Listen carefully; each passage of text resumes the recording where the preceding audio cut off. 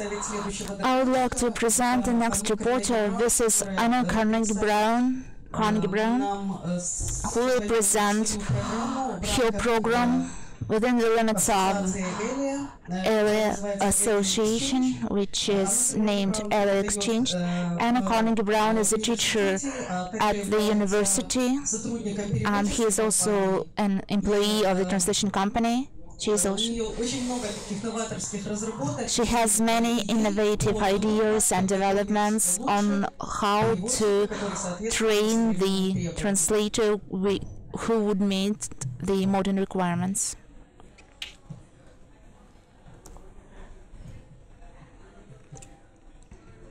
Right. I'm going to start by explaining some things to you. How many of you have ever been to London? Great. So you know in London when you go into the underground to the metro and you stand on the platform and then the train comes in, suddenly on the loudspeakers you will hear them say, "Mind the gap, mind the gap." Yeah? And it means that when you step onto the train you have to be careful because there's a gap between the platform and the train. And that's why I've called this presentation Mind the Gap.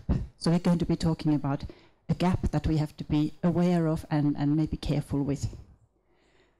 So I represent ELIA in this, but in my day job I'm actually an operations manager of a translation company in England, and we specialize in the Nordic languages.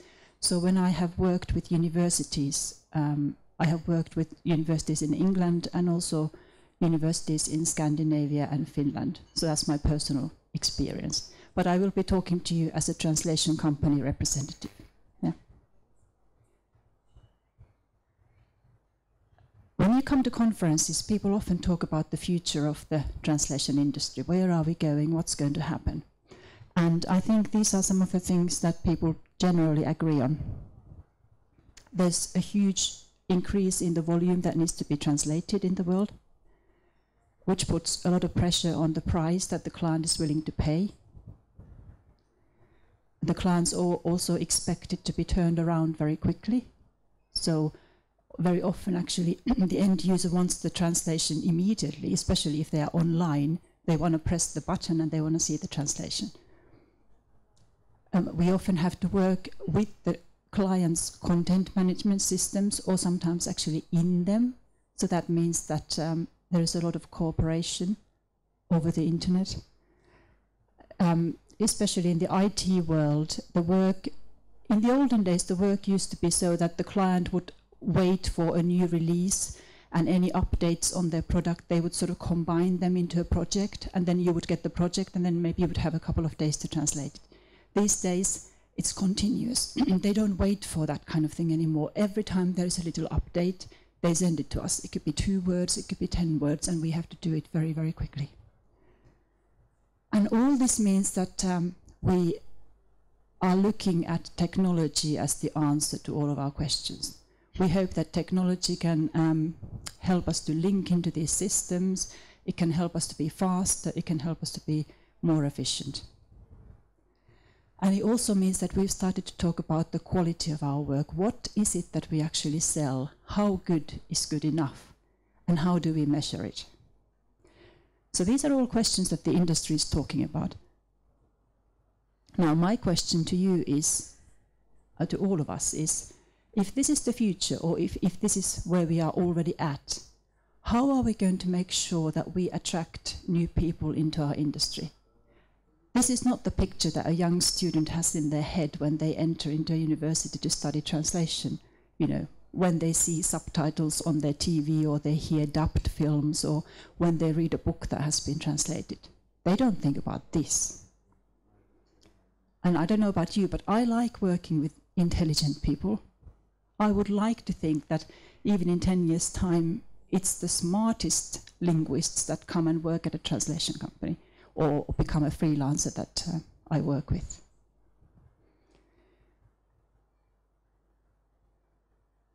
So very briefly, I think most of us know this, but I just wanted to list what is it that a translation company expects when they take on a new translator who's just graduated from a university. This is what my company has put down as a job description for a junior translator. We want them to be qualified, university qualification. We want them to be a native speaker of the language that they translate into. And of course, we want them to have a good knowledge of the source languages. We would like them to be able to use CAT tools, also quality assurance tools, and if possible, we would like them to know a little bit about machine translation and the environment that the translator has to work in. We want them to be good with the keyboard. They have to be a fast typist. If you're going to earn your living with your fingers, you have to be able to type fast, yeah? And obviously they have to be able to do research on the subject matters that we give them to translate. They need to be very flexible and willing to learn from their mistakes. So when we give them feedback, we want them to be able to take it on board and to improve. They have to be able to manage their own workload and to cope with the stress that inevitably there is some stress in our work. And you just have to learn to live with it. And at my company, we say a junior translator should translate between sort of 1,300 and 1,800 words, English words per day. And then we expect it to increase to something like 2,000 words a day, maybe by the end of their first year. So that's what we expect. What do we get? At our company, I'm the one who does the recruiting. Last year, I employed between 10 and 20 new in-house staff, and this year it's about the same. So I see a lot of people. I see a lot of fresh graduates as well. And this is what they always tell me at the job interview. I love languages. The reason why I became a translator is because I love languages. And I always ask them, do you love your own language or just the foreign languages that you studied? Because a translator should primarily, I think, love their own language, because that's the language that they work into. That's where they have to be really good at. I also see people who, they love this creative aspect of our world. And they love literature, and I have to be the horrible person who tells them that most translators can't earn a living by translating literature. And then this one, they all tell me as a positive thing that, oh, I'm a bit of a perfectionist, you know. And I always think, okay, so does that mean that you don't actually know when to let go of the text? We all know that, you know, to earn a living, you just have to let go at some point, whether it's perfect or not. And then they don't really know about what Oleg talked about this morning, the diversification. They don't really know that there are all sorts of jobs out there that you can do today. It's not just translation that translators can do. And like I said, they really don't know about the technology. They don't know about the tools. And even if they know about it, they definitely don't have hands-on experience with them.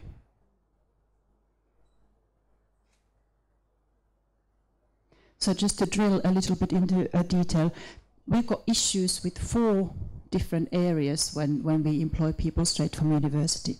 The first one is their translation quality. I mean, first of all, they don't pass the translation tests that I give them. I would say that at my company, more than 50% fail the translation test. And I know that with the EU, for example, I think the percentage is even higher. So they have problems both with understanding the source, but also the subject matter. In my translation tests, we have 4 short texts. There's a general one, there's an IT one, there's an automotive one, and financial text. And they're all very short, but they cover the broad range of texts that we deal with at my company. And then the target language, their own mother tongue. We get grammar mistakes, punctuation errors. Secondly, they really struggle with the speed. When I ask them, you know, how many words do you think you can translate in a day, they don't know, because at the university they have never been put in a situation like that. Also, they're not experienced with working to tight deadlines, because at uni they can get a week to translate a couple of 100 words. If they have to work on a large project with a CAT tool, they don't know how to measure how far they are in the texts. So they don't know whether they are within the schedule or not, because they don't know how to use the CAT tool to analyze their progress.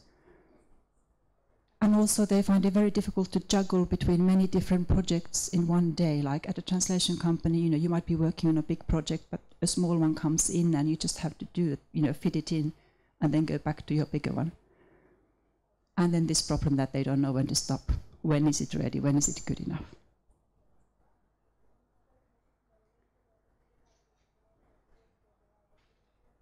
Thirdly, the technology issue.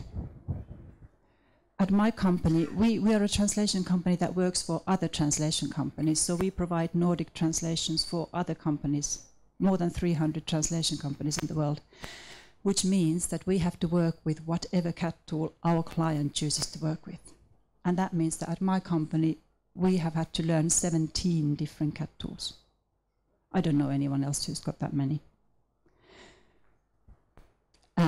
Machine translation and post-editing, it tends to be still news to many students. And then QA applications like Xbench or Yamakata Distiller, they're also a bit unknown. And then these different jobs that I mentioned to you, project management is still usually not taught at university translation courses. All sorts of different editing and revision tasks. Voiceover transcription, transcreation, marketing kind of texts, subtitling, validation, and all of the technical IT-related jobs that you have to cover at a translation company, DTP. And then things like, vendor management, sales. Wouldn't it be great if translation sales were actually done by qualified translators? I think that would be fantastic. Yeah, and various other management positions that you can have.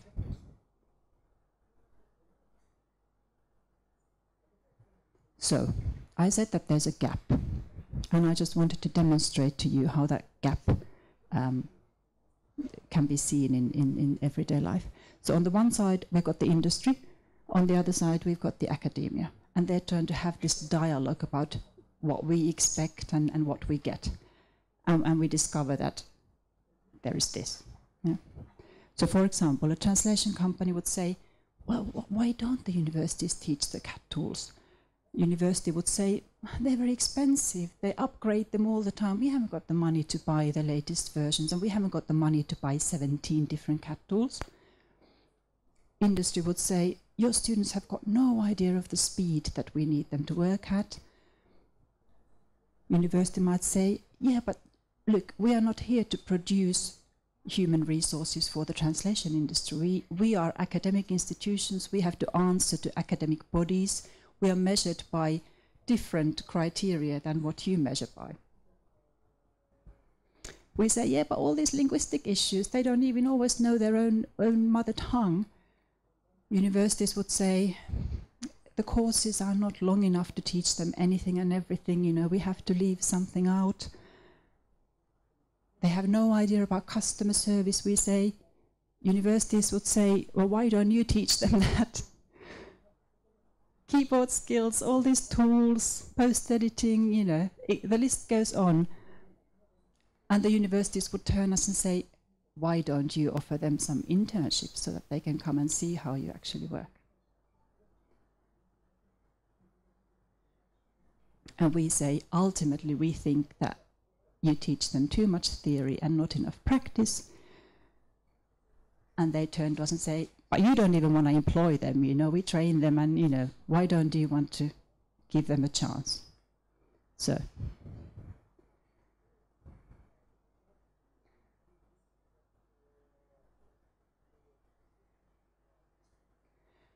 I wanted to show you one reason why I think translation companies struggle to offer as many internships as would be nice to offer, and why some don't dare take on fresh graduates either.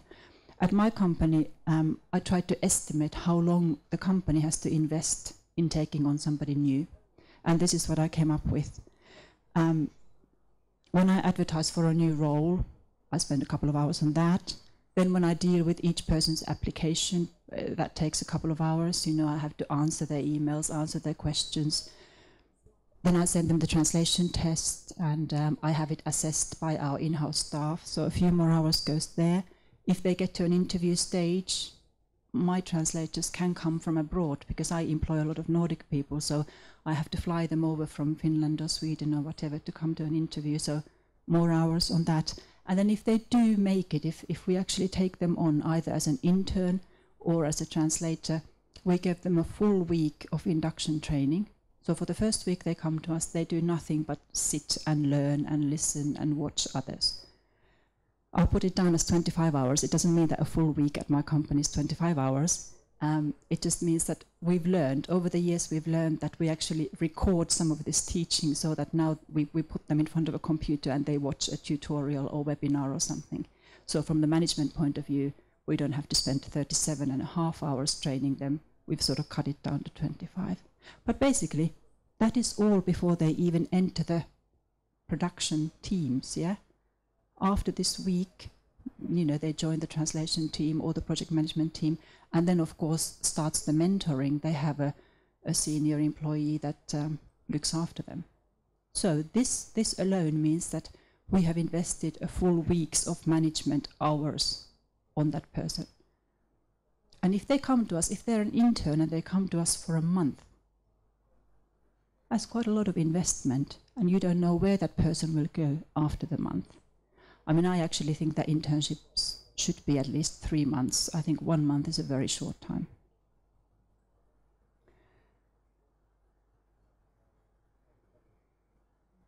So now we're coming to ELIA then. So if that is the situation, what can we do about it? How can we improve it? And that's how the ELIA exchange project was born. So ELIA is an association of translation companies in Europe. Yeah? And we came together and we discovered that we all have this same problem. What can we do about it?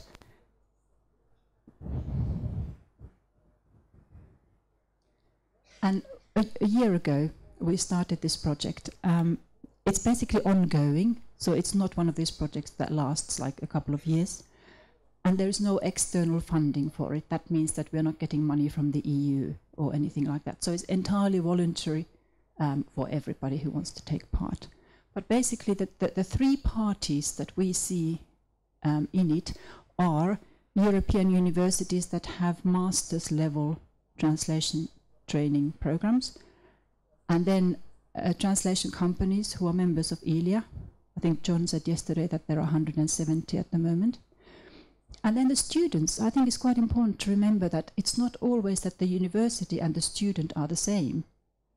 They might have very different motivations and interests, actually. So it's like a triangle. You've got the translation company, you've got the university, and you've got the students.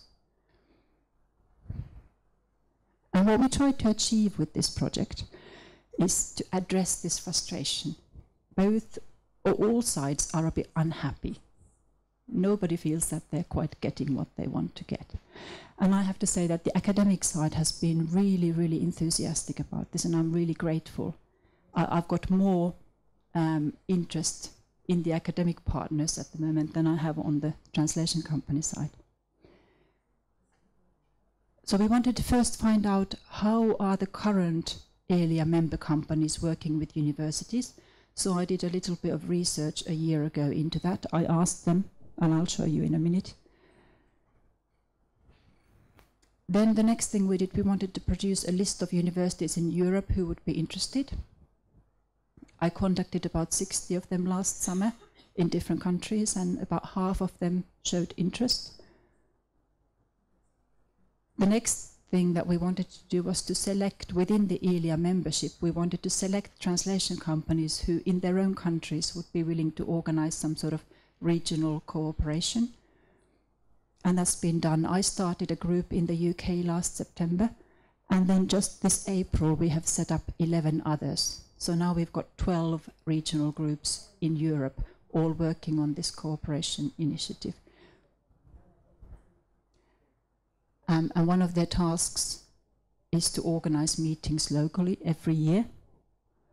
I already had 3 in England, and these new groups should have meetings in their countries before the end of this year. and you can't see the bottom one, but the bottom point was saying that we would like to start exchange information and maybe even people between the different local groups, so that a student in France could go and do an internship in Germany, maybe one day. That's the idea.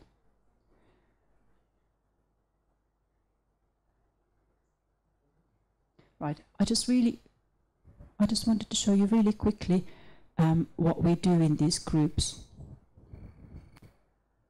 This was the first meeting that I organized in England last autumn. And the objective was just to start the whole thing. I got in 3 LSPs and 8 universities, and I had the meeting at our company. I thought that was the easiest thing to do, just invite everyone to come to our office. We had a full day, so it was from 10 o'clock until 3 o'clock. We introduced each other. I explained to them what this whole ELIA exchange was all about. And then I shared with them this report that I said I had carried out amongst the translation companies in ELIA. And the report was things like this. I asked the translation companies, have you ever visited a university to give a talk to the students? And you can see that only 12% said no. All the other people who answered my questionnaire said, yeah, in some capacity they had actually been to a university to talk. But then when I asked them, have you ever been invited to a university to teach something, to actually teach a course or teach a workshop?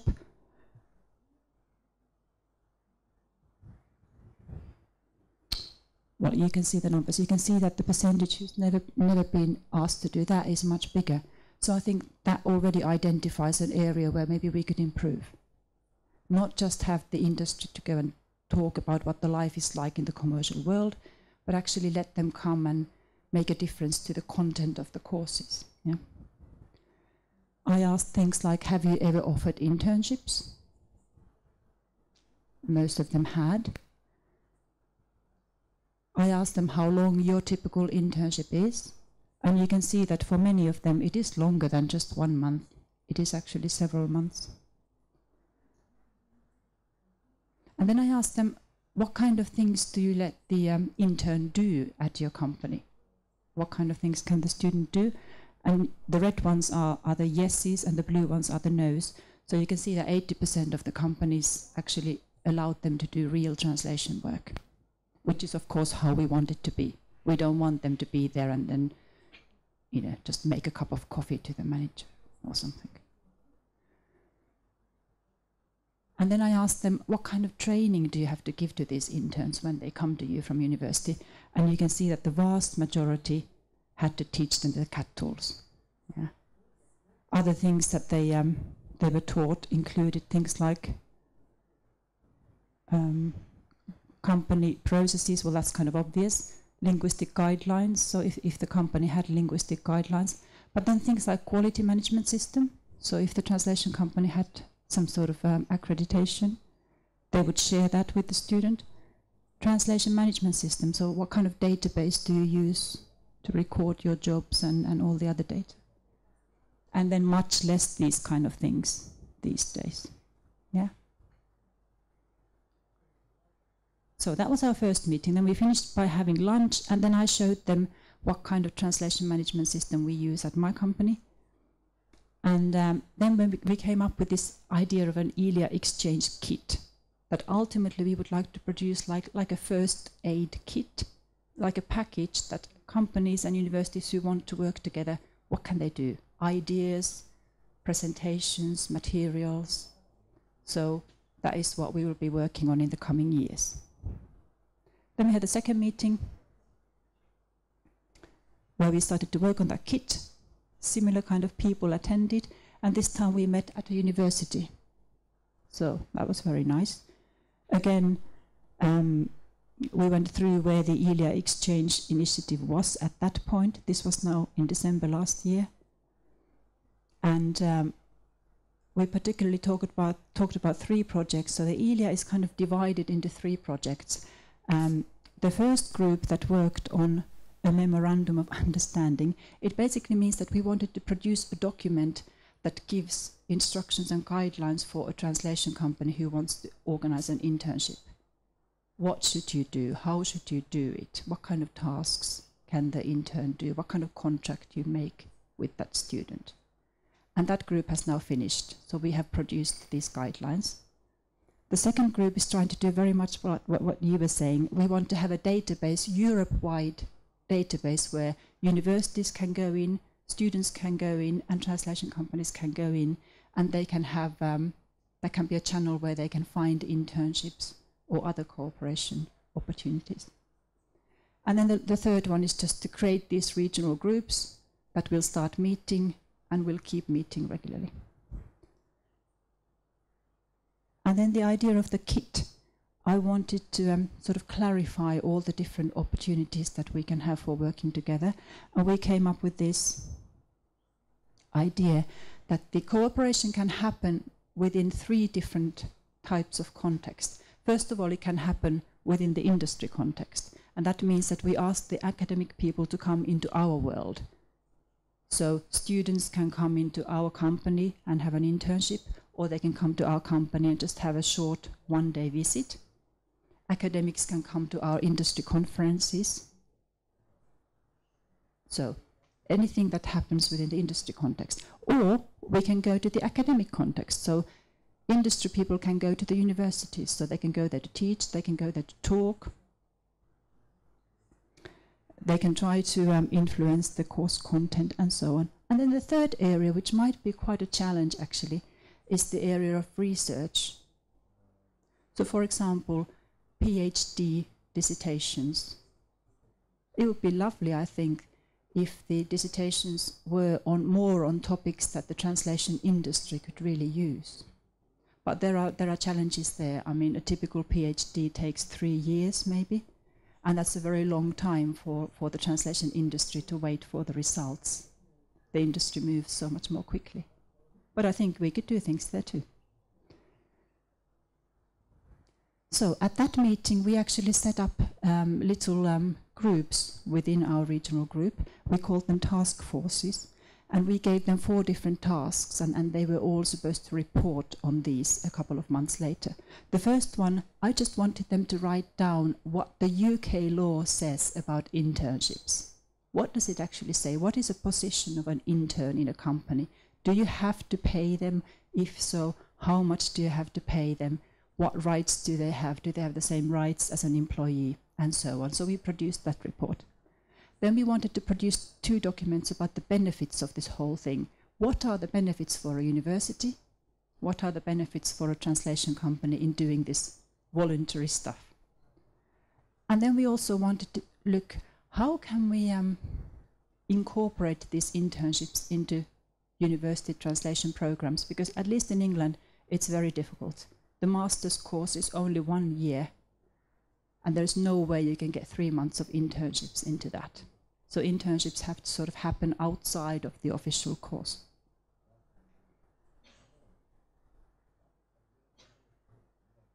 And then we had a third meeting. That was only in April.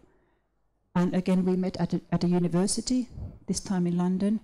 And we just went through the same things. What is the status now? And I was able to tell them that the memorandum has now been finished. That one. And that our online database, it's not ready, but we're almost there. The regional groups, now we've got 12 of them. I also explained to them that this ELIA exchange program, it's sort of subject to membership. So both the translation companies and the universities have to fulfill certain criteria to be in. Because I think both parties felt that it would be good to have some sort of clear borders, like, you know, who is in this and who is out, so who can benefit from all the materials that we produce, for example. And we came up with this idea that on the ELIA website we want to have some sort of online place where we will store all of the information and then everyone can access it. And then we set up new groups. These groups are working at the moment, and they will report at the end of July on these 4 topics.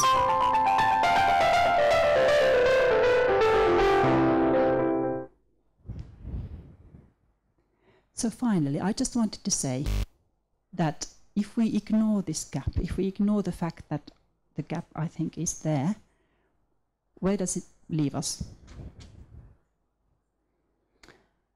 I think, first of all, we will not attract the greatest talent into our industry. We've already heard from people that translators end up in other industries as well. They don't all end up in the translation industry.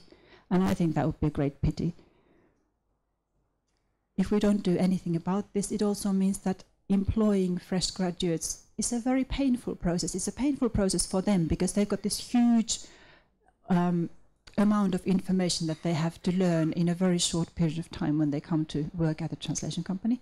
It's also painful for the trainers because you have to do it again and again. Every time you employ a new person, you're going through the same process. And different companies are all doing it differently at the same time. Whereas if we could do it at the universities, it would be so much more efficient. And also, if we acknowledge that there's a gap and we ignore it, we as universities and translation companies, somebody else is going to step in to bridge that gap. There's a niche in the market for training these people. Somebody's going to go there and offer that training. And if it's not us, then we've got no control over those people who are going to do it and what they're going to do and how they're going to charge for it.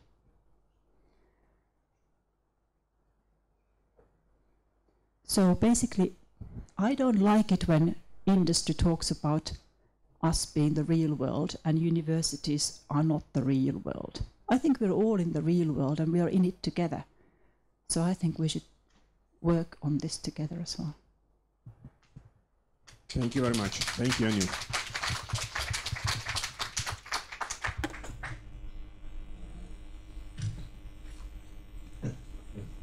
If some questions, probably, very briefly. No questions, okay, thank you.